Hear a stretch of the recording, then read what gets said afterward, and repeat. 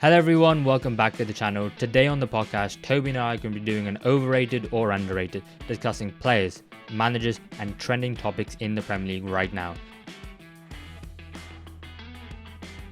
Toby, how did you find it? Yeah, it was good fun to try and find some interesting topics for us to discuss. I think as well, especially as we have set the rule that you either need to say they're underrated or overrated.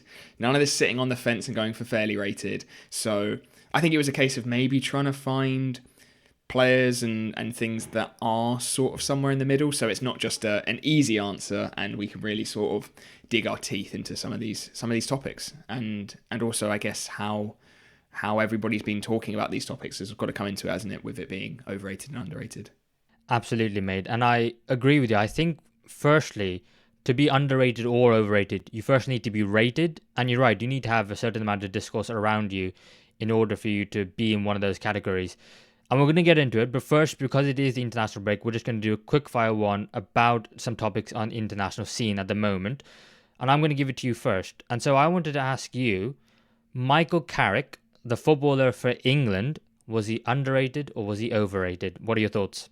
That is an interesting one. And even though that was, you're looking at sort of 15, 20 years ago when Carrick would have been in that England squad, it's still always the discussion of that era of England, of that golden era of England, and that midfield of Lampard and Gerrard and Scholes and Beckham, and how do you fit them all in, and also the players that were sort of pushed to the wayside in that squad. And I think Michael Carrick is probably a prime example of that. A player who, maybe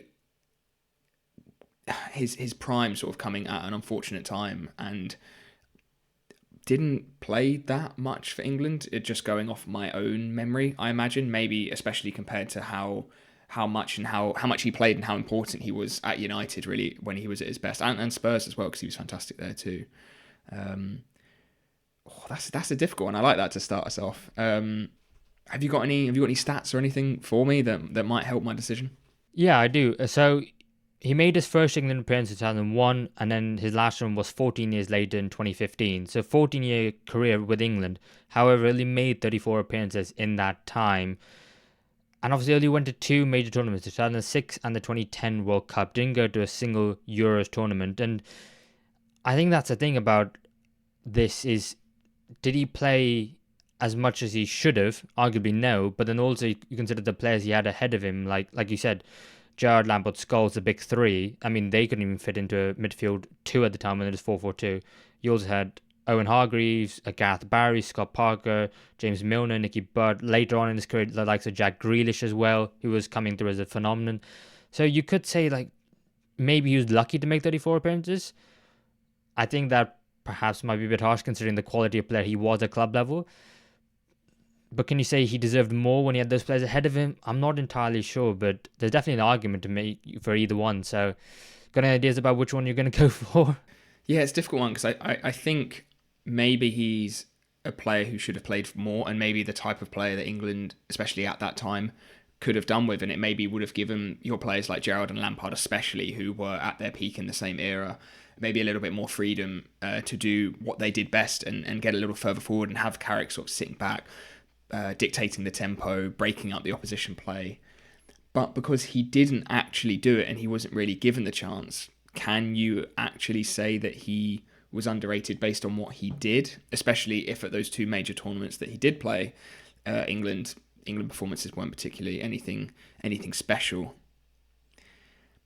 I think his potential and the amount that he was used for England, and him as a player overall, especially at his time at Man United, I think is still underrated. But I think for England, 34 appearances across 14 years, even if he's not particularly rated for his England appearance, I think I'm going to have to go overrated on that one, which is crazy.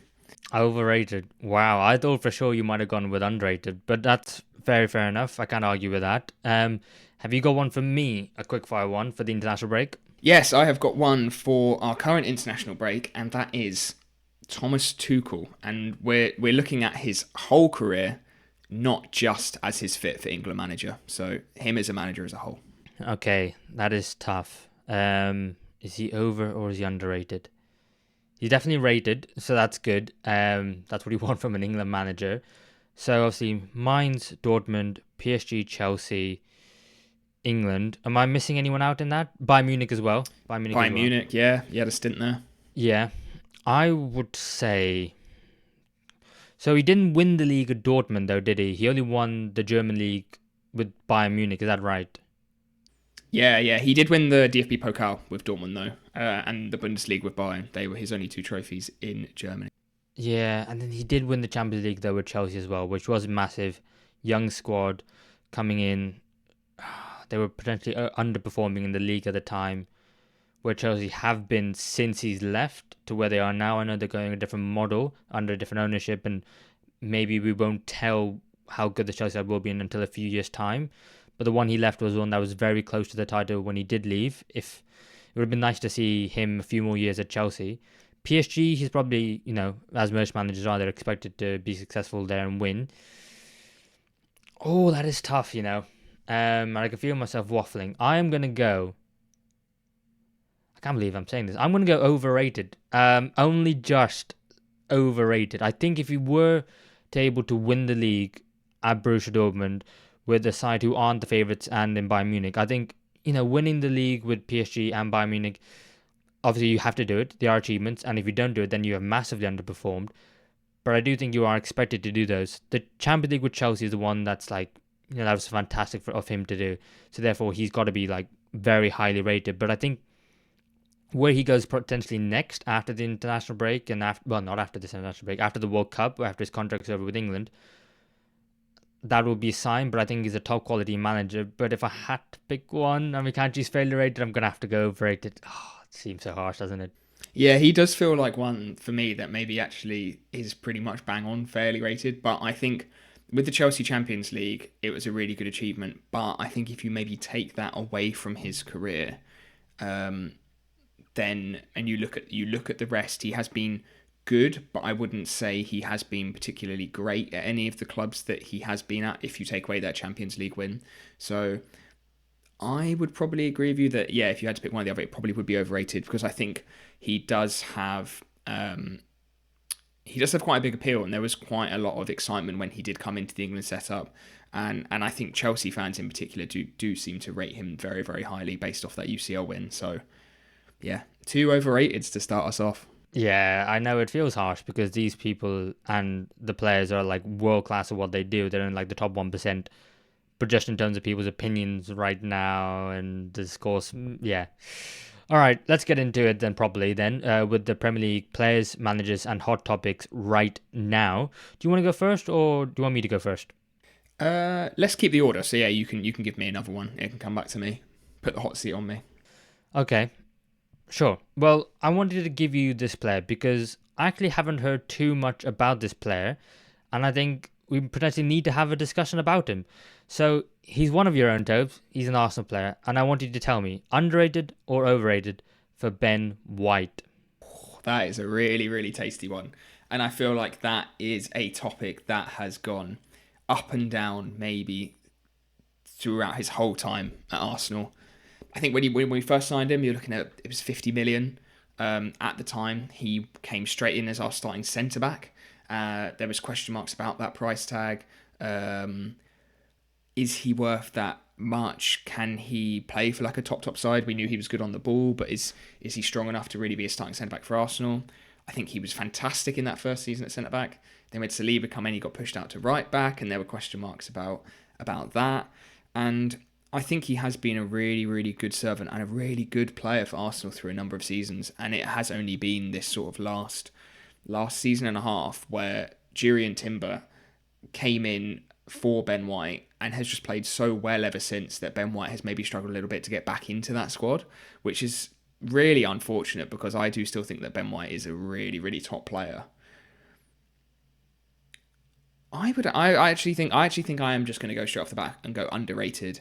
And I think at the moment, especially, I think he is underrated. I think maybe 2 seasons ago, I think he was fairly rated as one of the stronger right backs in the league. Whereas now, because he has been displaced and suffered with a pretty bad injury fairly recently, that discourse has settled down. People have maybe forgotten about him and the quality that I think he brings and has definitely brought to Arsenal. Yeah, well, I really wanted to discuss him because I think maybe 18 months to 2 years ago, just before Thomas Tuchel came in, there was a lot of discourse around him because obviously there were rumours he fell out with Steve Holland, Gareth Southgate's assistant coach, and there was a lot of clamour for him to be in the England squad because he was performing so well.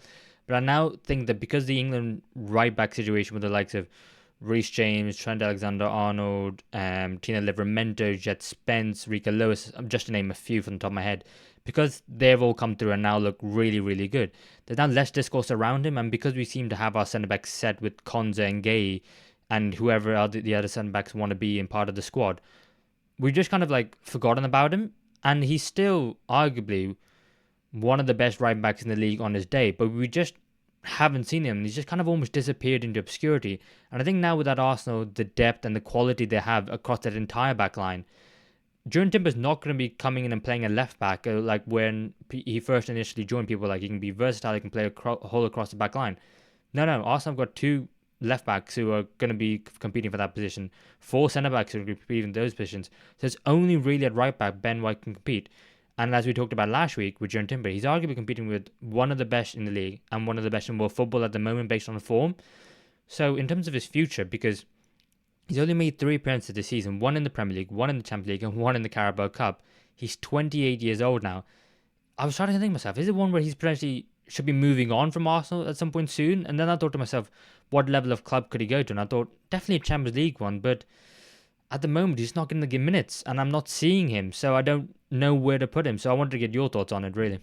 Yeah, he's an interesting player because I think if he was anybody else and he wasn't the man that maybe we know he is, and that he doesn't particularly like football, he's not that passionate, he is just happens to be very good at it, that maybe we would be thinking, oh, for his career, maybe he wants to go somewhere and be a starter.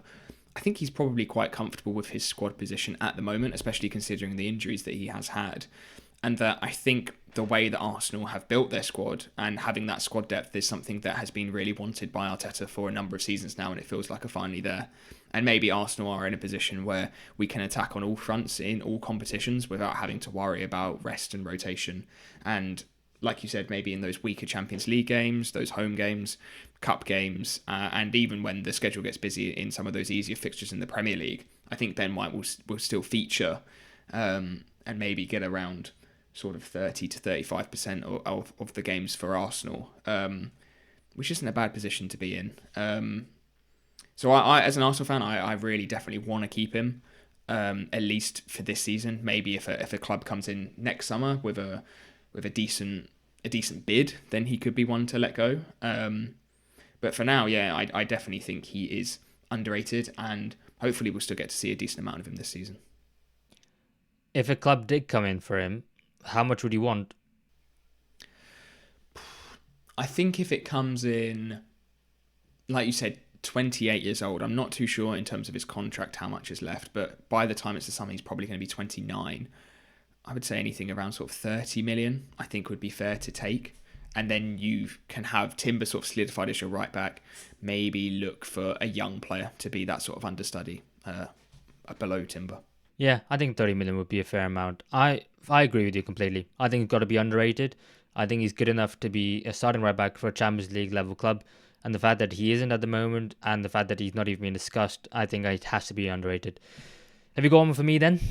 Yes, and I have also got one for your club, Liverpool. Okay. And this is not a player, it's not a manager. It is their overall start to the season.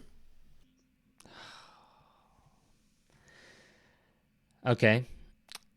Are we including the Community Shield in this? We are including everything, yep. Community Shield, Premier League, Carabao, and Champions League. The season as a whole so far. Okay. So that would be 11 games in all competitions, in which we've won every one apart from the last 3. Yeah.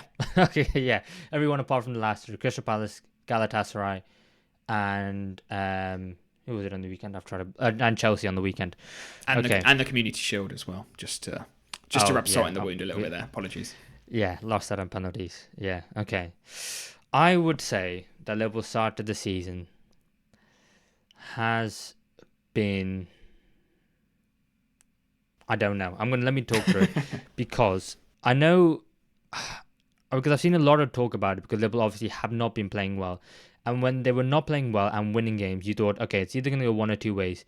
Either the performances are now going to come and now Liverpool are going to, go on this amazing run, or they're going to drop off a cliff and the results are going to match the performances. Obviously, it was the latter. The performances have now dropped off and so have the points as well. So losing 3 games in a row, I think for the champions, that is a bit of a mini crisis, but I don't think it's the end of the world. We still beat Southampton in the Carabao Cup. We're into the next round. Unfortunately, they were playing Crystal Palace. We are still in the Champions League. We've won 1 game, lost 1 game. We can still make the top 8. And we're still second in the Premier League after, 7 games, winning 6. I think that Liverpool... I think it's an underrated start of the season. I think it's been blown a little bit out of proportion. I think I might just want to correct myself. I think 1-5 out of 7 because we lost Crystal Palace and Chelsea. I think it's been an underrated start of the season. I don't think it's the end of the world. We lost 3 games. The best part is we still know there's more to come from the side rather than knowing that, oh my God, this could be one of the seasons where we fall off completely. That's absolutely not going to happen. We have enough good players to make sure that the season's going to go well. It might just take a little bit of time for us to get up to steam, which I was hoping that was the case at the beginning of the season. Turned out it wasn't. I was wrong. I think a lot of people were wrong. Liverpool, the performances are now matching the results. So I'm going to say underrated, weirdly enough, considering the narrative that's probably been going around at the moment. Yeah, I think if it has been those 3 losses in a row now, which has completely changed that narrative, and it was an interesting one maybe before those losses in terms of Liverpool aren't maybe playing amazing. I think you were playing pretty well, but you were still getting the results. And I think some people saw that as the classic cliche or the signs of champions winning when maybe they didn't deserve to, or maybe they were lucky to towards the end of the game, as opposed to they are getting lucky, maybe. But I think when you compare it to last season, especially, you won the Premier League last season. After 7 games, you were on 14 points. This season, you're on 15 points. So you're actually a point better off at this stage in the Premier League season than you were last season. So would you have said last season that it was a poor start? Probably not. This season, yeah, maybe you haven't hit the ground running, or maybe you're not as good yet as you were when you were playing your best football last season. But I don't think you can expect that straight away. And like you said, with the quality that you still have in your squad, and you can see that in those moments in games when Liverpool are playing really well, they're still playing great, and maybe that run is still coming. So, yeah, I think that's completely fair, especially with all of the talk in the media. I think maybe at the moment about Liverpool, underrated is pretty fair. Yeah, and I also think it's fine to say that Liverpool have got lucky because at the time the narrative was they're winning like champions, and now with new information and new games, you can now say that Liverpool did get lucky. It's okay to change your opinion on that. And I also think that compared to last season, also the expectation has changed. Last season, Arne Slot came in. He was a brand new manager. What were Liverpool going to do? No one really knew. But now, because of the fact that Liverpool are champions, because of the amount of money that they spent in the summer, because of the quality and the caliber of player that they brought in, there's now a different expectation upon this Liverpool side. They're expected to play like champions, to perform like champions. And so when they don't do that, there's even more scrutiny, which is why I think that it's maybe a little bit blown out of proportion.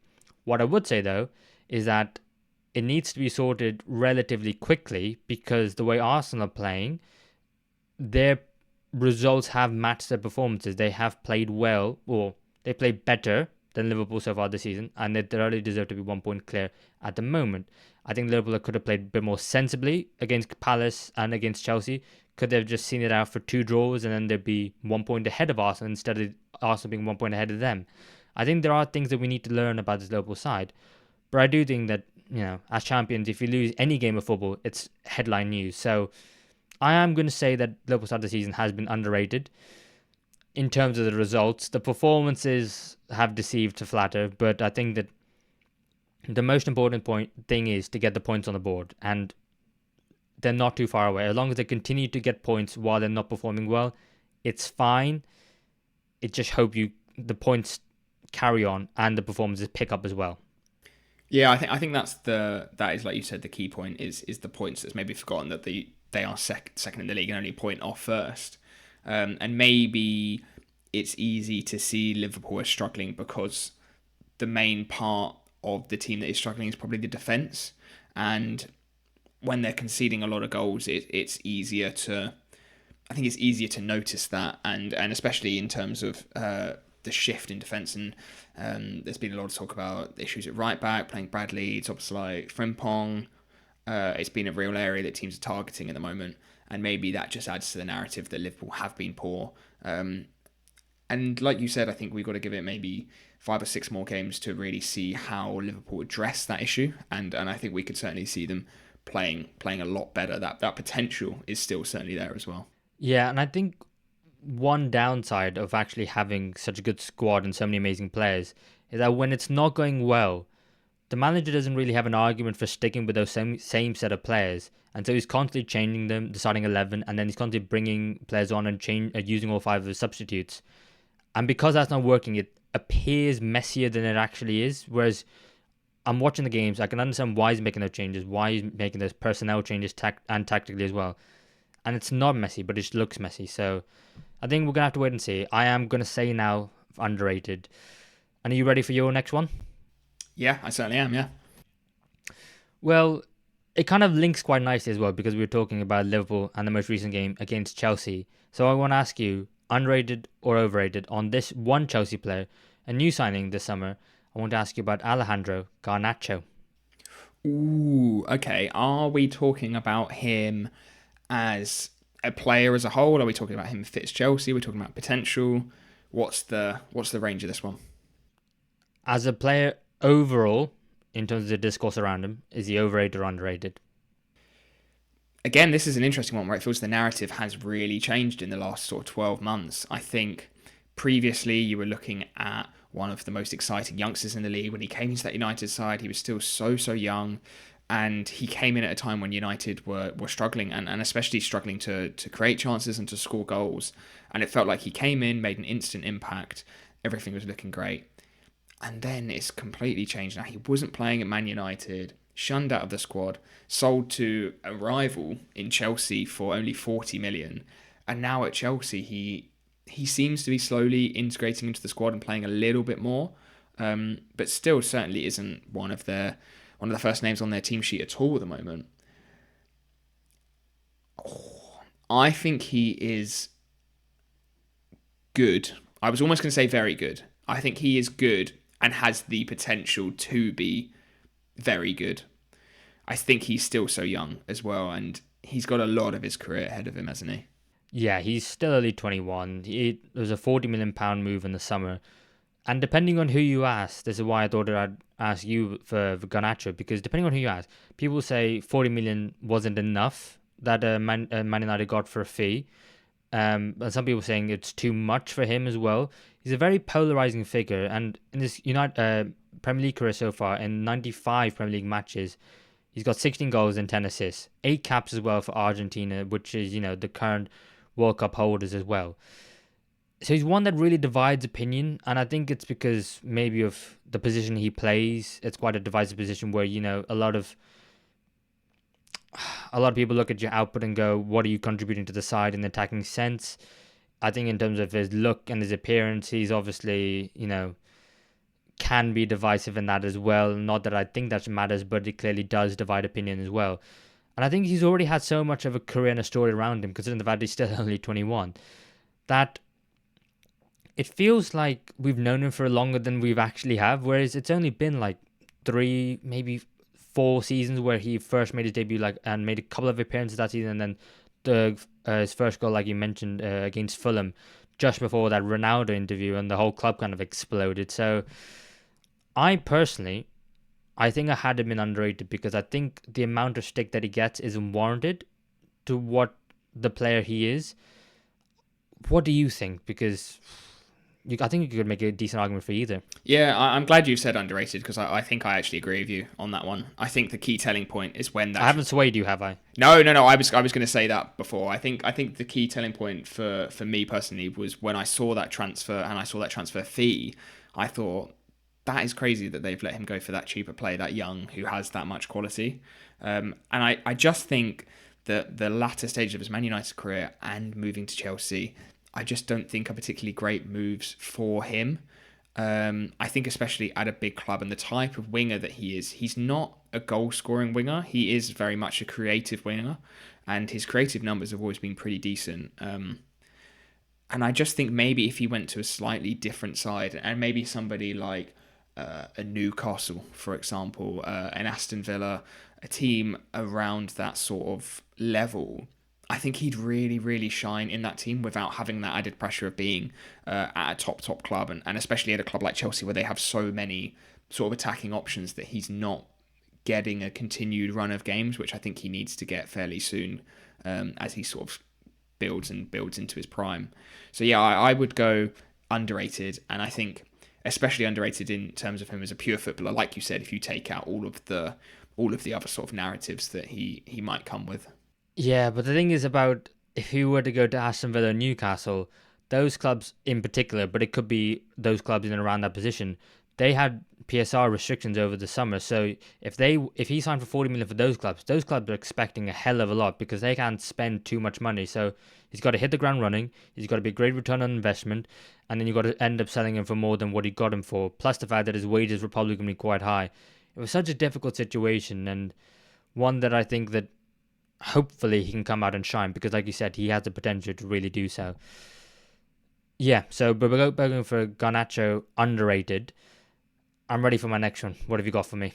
Okay, yeah, I have got another topic. No specific player or manager here again, and I have gone for the impact of Brentford losing Wissa and Mbeumo and Thomas Frank. The impact. Great, okay. So, I think probably the impact that Brentford missed the most, the impact Brentford missed the least, because that's the easiest, I'm going to actually say is Johan Wissa, because of the fact that how well Igor Thiago has started this season. But arguably, Thiago was a replacement for Ivan Toney the summer before, so because of his injury, he ended up actually being more of a replacement for Johan Wissa. So if he stays fit, I think Wissa, you miss him the least. I think Thomas Frank, you have to say you miss him the most because he was such a uniting figure at that club. And when I still think of Brentford, I still think of Thomas Frank, and it's going to take me a little bit of time to think of Keith Andrews before Thomas Frank. But I think Brian Mbeumo is probably in the middle of that. And the reason why Mbeumo's probably in the middle is because of the fact that I do think that Brentford have some really good wide players. Like I think Kevin Schade, Keane Lewis-Potter. I think the fact that Damsgaard is still there is massive for them. So I think the impact hasn't been as big as I thought it was going to be. But because it's Brentford, I never thought it was going to be as big as if it was some other clubs, because of the fact that Brentford are so well run, they recruit so well. And when they make a decision, I just trust them on it. I mean, I didn't have Brentford going down at the beginning of the season, my pre-season predictions, and then I didn't after the transfer window when we did one together. Both available on the channel, go check it out. But I think potentially, and this is such a big credit to Brentford and the way that are run, that the impact of losing Frank, Wissa and Mbeumo is actually overrated. I can't believe I'm saying that actually. Saying it out loud and verbalizing it's actually mental, but yeah, I think I'm going to go overrated. Yeah, no, fair enough. There was a big...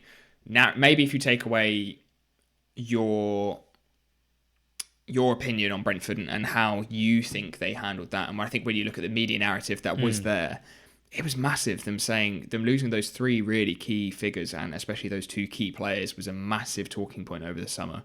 I mean, when you look at Wissa and Mbeumo, 50 goals and assists between the two of them last season. Brentford only scored 66 goals, so almost all of only 16 goals they scored last season, Wissa and Mbeumo weren't involved in, which is crazy. And this season, they have been okay. They are 4 points worse off than they were at this stage last season. So yeah, dropping 4 points into this new season. And when you look at their full season as a whole last year, they had an average of 1.47 points per game. Whereas this season, sitting on only 7 points after 7 games, it's only a point a game. So there has been a drop at the start of the season. We'll probably have to really look at their overall season to get a better picture. And again, I'm sure there's other things going on, not just the loss of those 3 sort of key members of that team, as opposed to maybe why Brentford could end up dropping off. But I think, like you said, compared to maybe how it was sounding like it was going to be that Brentford, we're going to really struggle and be in the relegation zone, that impact probably has been a little bit overrated, maybe over the summer especially. Yeah, perhaps it was. And I think you're right in terms of, I think a lot of people were generally expecting Brentford to not do well. Me personally, I wasn't, because I've doubted Brentford in the past, previously on the stand, and I've gone, right, don't do that again. That's a learning I've taken from previous experience and previously talking about them. I mean, I was looking at Googling the table while you were talking there. They're on 7 points after 7 games. That's roughly where I expected them to be, and I thought that if they can get a point per game, they'd be okay at the end of the season, you know? And I watched both of their last 2 games against Man United and City. And Man United, they dully deserve to win. Man City, they gave him a good go, and then, there's Erling Haaland, who's in great form at the moment. And I'm looking at the next fixtures. I'm like, West Ham, on the Monday night after the international break, they can win that. They're away from home. They're home to Liverpool. I mean, it took Liverpool 2 Darwin Núñez late winners last season to win there. I mean, away to Crystal Palace, Crystal Palace away, they're playing something completely different. But I'm also thinking away, they might have a European game in between, so they might be difficult. At home to Newcastle, I think Brentford are going to be absolutely fine. So I think I am going to have to stay with my original point and go, the impact of losing Wissa, Mbeumo, and Thomas Frank is overrated, because they've clearly been doing fine. If they started the season worse than they did, completely different. But they haven't, and I've seen enough that I think that they will just carry on as they were. And if anything, they'll get better. Yeah, overrated. Who needs them? Yeah, I think the one that could be maybe the biggest impact long term, like you said, is Thomas Frank, because he is just such a good manager, isn't he? And you could already see the impact that he's made the other way on Spurs and how much maybe they have improved under him already. Yeah, absolutely. And actually, if that's it, that actually brings us nicely on to our next one, which we haven't planned to do it like this, but it just has. Because I'm going to ask you actually about a Spurs player, because, again, a bit like Garnacho, he's a bit divisive. He doesn't start week in, week out, but he starts a lot of games for them, so I don't really know what to think of anymore. And that is 20-year-old Richarlison. That is an interesting player.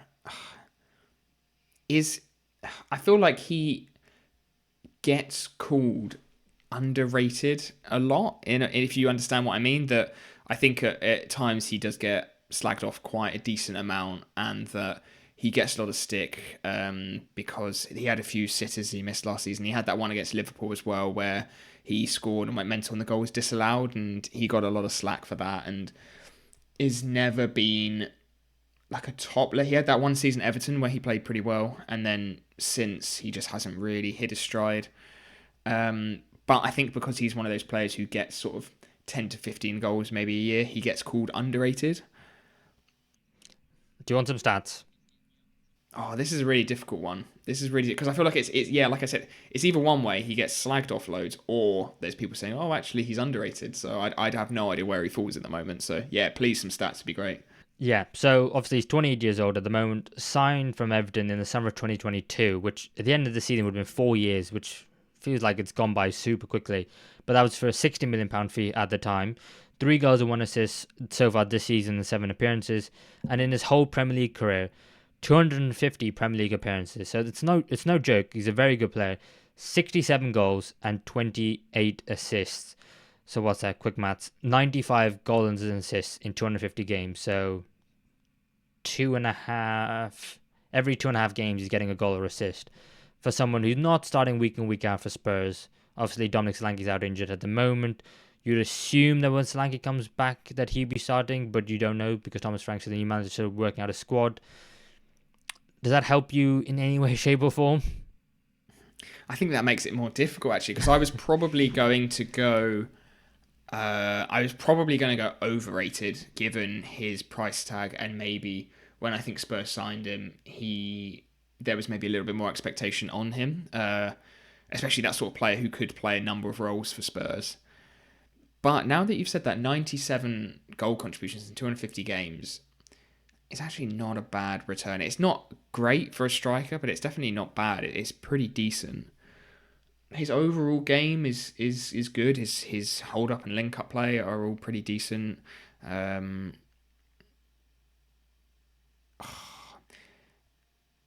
As a player, I wouldn't. Injured a lot, doesn't he? As well. Yeah. And as a player, I wouldn't say I particularly rate him highly.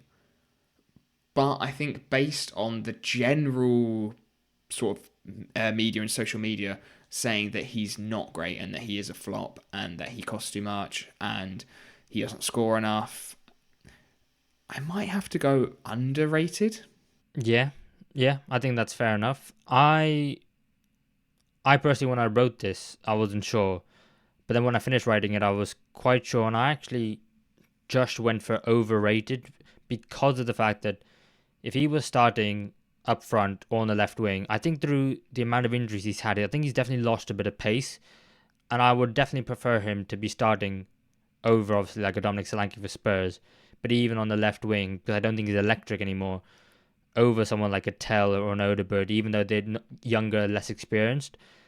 And I'm not quite sure, even though he started the season well, I don't know what his outstanding quality is. The thing that I'm like, that's a Richarlison goal, that's a Richarlison play. I don't quite know what that is. And this is one where I actually thought I might agree with the media narrative, which is why I wanted to include him in that fact that I think he's overrated.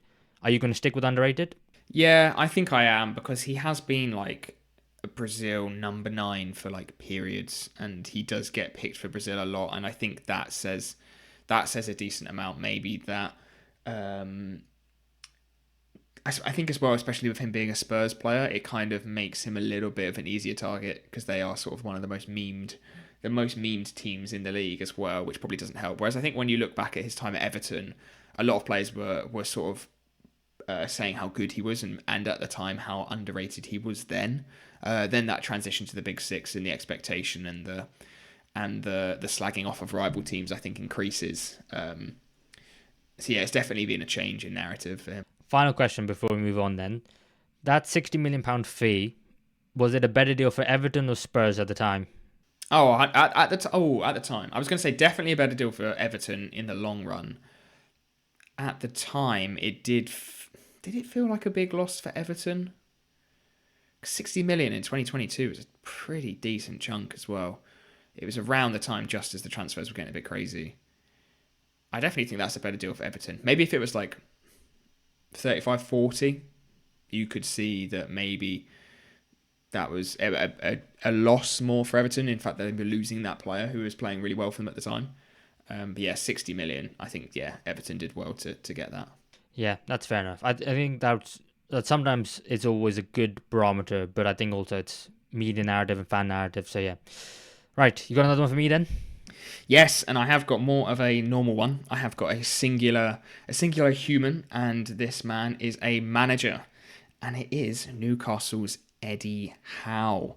Looking at his same as Tuchel's managerial career as a whole. Okay, very interesting, because I've been thinking about Eddie Howe actually recently because of the fact that obviously, like I mentioned earlier, Thomas Tuchel is only going to be taking England, you think anyway, till after this, to the World Cup.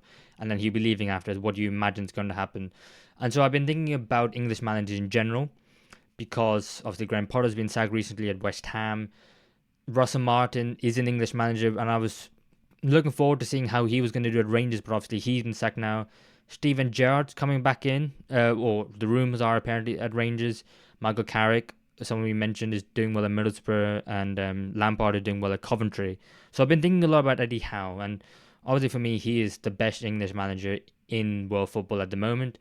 I think he does a phenomenal job anytime he goes. The fact that he's worked his way through the leagues with Bournemouth, right from the bottom all the way to the top, in terms of the Football League, not the National League included. And the fact that he's won the Carabao Cup as well. He's won a trophy. He's got Newcastle into the Champions League 2 out of 3 seasons as well. I really, really like Eddie Howe.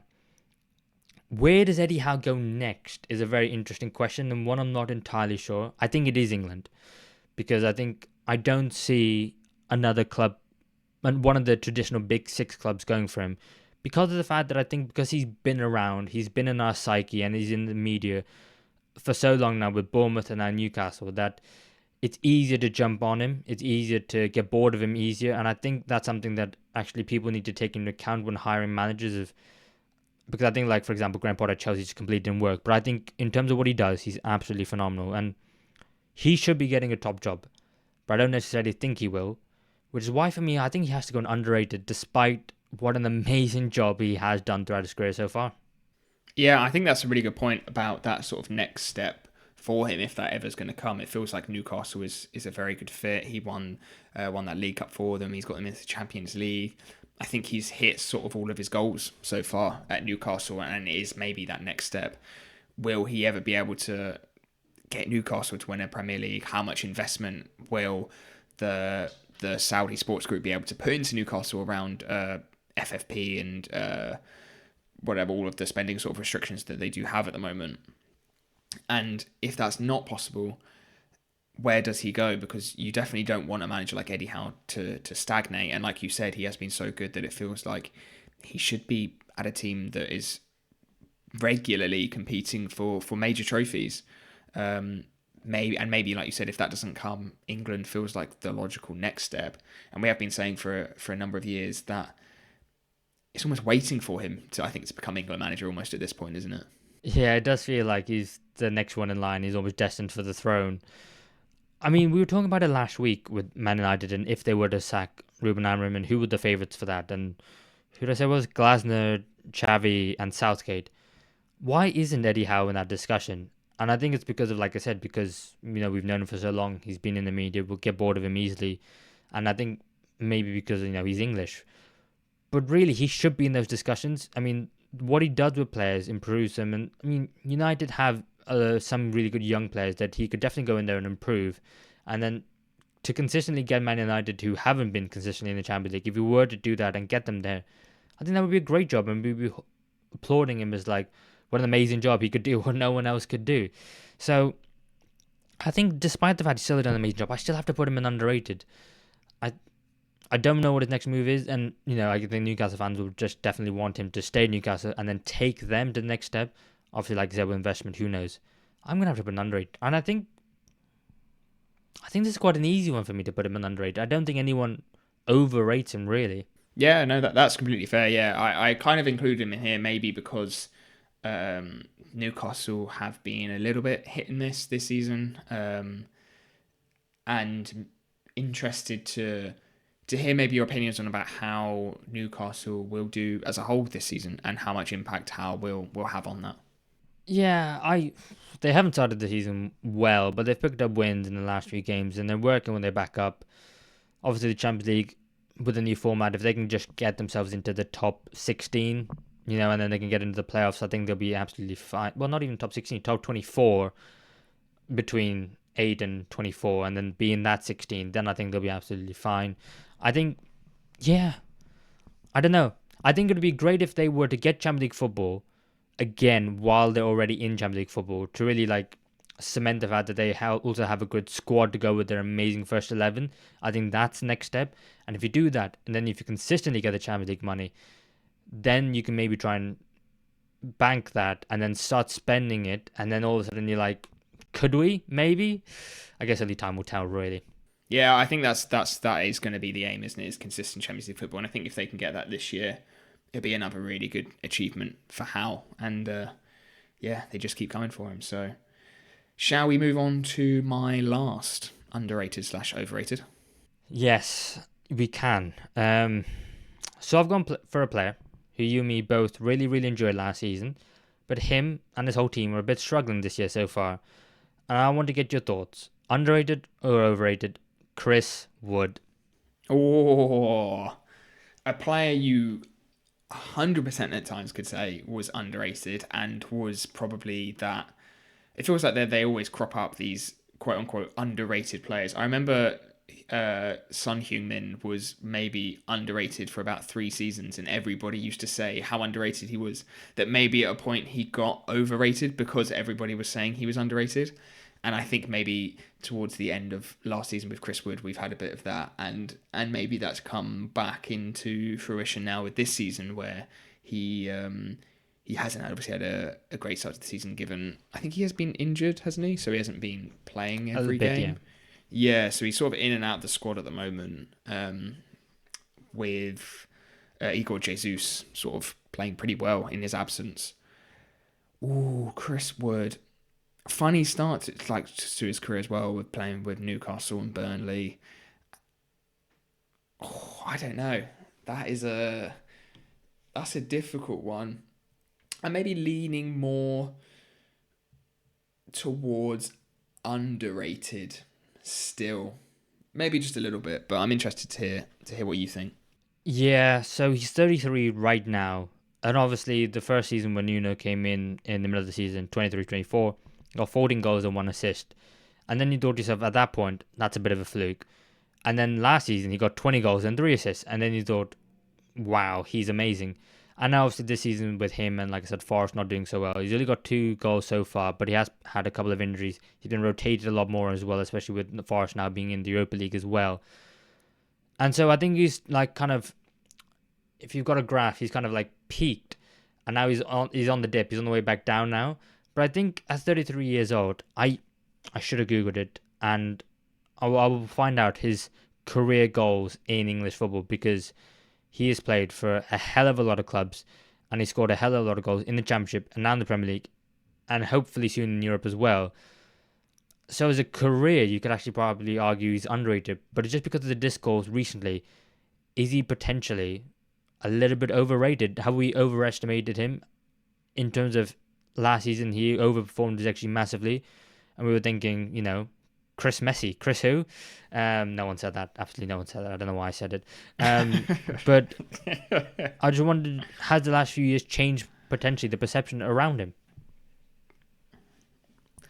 Yeah, sorry, I just gotta go with Chris Messi. I don't know why I said that. That is unreal. It sounded funnier in my head. Lionel's got there's an English cousin of Messi over here somewhere called Chris Messi. New Zealand version, actually. Yeah. I worry that like I said with Son, sort of, that Chris Wood is maybe he's getting called underrated so much that maybe he's leaning towards overrated. And somebody like Adam Wharton at the moment, I feel like is the sort of fun player to say, oh, he's so underrated, that I worry that maybe they could get to a point where he becomes overrated in like a weird way. Anyway, I'm going completely off topic because I don't know what to say or what to decide. Chris Wood, yeah, like you said, his goal tally is really, really impressive, especially in the Prem. I can't remember exactly how many Premier League goals he's got, but I remember seeing it and being quite surprised at how many that was, because it wasn't just those 2 seasons at Forest. He did score a decent number before that. Let's go for Chris Wood for underrated. Underrated. I think he still is underrated. I think towards I think like going into this season, I think if you thought with Nottingham Forest, there still wasn't much narrative about him and maybe how well he would do and how well he would do in Europe as well. And I think people forgot about him a little bit, even despite the fact he had such a good season last year. And something like it's maybe not the most accurate example, but something like FPL, like it felt like no teams at the start of the season really had Chris Wood in them, or there were any talks about having Chris Wood in those sort of fantasy teams, and maybe people didn't have that belief that he'd be able to do it again. But I think if he was fully fit and still playing every game for Forest, he would still be bagging. And he started the season with a brace, I think, didn't he, in the first game of the season? I think so, maybe. I know you were talking about fantasy football not being the most accurate. I actually did have Chris Wood from the beginning, which is why I came second in FPL last year. But also, his drop of form is contributing to me being last in our league this year. So, yeah, 270 Premier League appearances, 91 goals, 11 assists. I think as the all-round player, he's not a fantastic all-round player. He's not a Harry Kane, is he? But as in terms of putting the ball in the back of the net and doing it for the teams that he has done, despite the recent narrative, I had him in underrated. Are you going to stick with underrated as well? I mean, I didn't think it was as high as 91. I was thinking it was sort of maybe low 80s. That's 9 goals off being in the 100 club. That is pretty mental. I think that's got to be underrated then, definitely. If he gets to the 100 club, Chris Wood joining, you see the sorts of players in that list. That's pretty mad. Yeah, and you could easily get that this season. And if not, he could definitely still be in the Premier League next season and get it as well. So yeah. Yeah, and I think underrated's fair. So have you got your last one for me then? Yes, and this is certainly a very polarizing player. Just going to give it to you straight. Bruno Fernandes. Overrated or underrated? Not sure. Because is he performing at his very best right now? No, I'd say he's underperforming. I think that is both him in his own individual performances, which he has to take his own accountability for, plus the fact that he's playing in a system that doesn't get the best out of him right now. So I'd say both factors he's underperforming.